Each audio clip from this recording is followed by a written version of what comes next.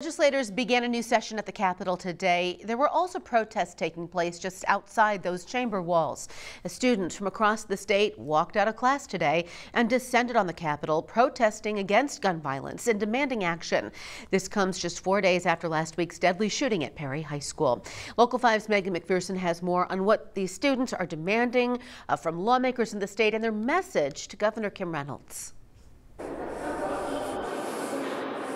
Yeah, Stephanie, there were hundreds of high schoolers gathered here inside the Iowa State Capitol today. They came from across the metro, leaving school and protesting loudly so that those in the House and Senate chambers could hear them loud and clear. This rally comes just 4 days after one student was killed and several others were injured in a shooting at Perry High School. Student protesters accusing the governor of inaction on gun violence that they say has created a sense of fear in Iowa schools. Many students in attendance were from East High School, which was impacted by gun violence just 2 years ago when a shooting left one student dead and two critically injured. Now, these student advocates are calling on lawmakers to pass new gun laws this legislative session.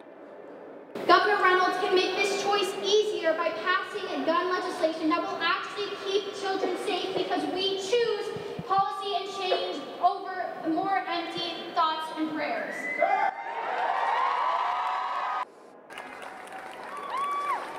And many of the students in attendance, as I mentioned previously, were from East High School. One that I spoke to today was actually in the school when that shooting took place. So clearly these students who have now turned to advocacy are still remembering those experiences and now trying to prevent further gun violence from happening in Iowa. And some of the students that I spoke to today also told me that they'll continue to hold rallies and also hope to get their concerns on Governor Reynolds' desk. They also hope that the governor will address their concerns in her Condition of the State speech, which will be held tomorrow.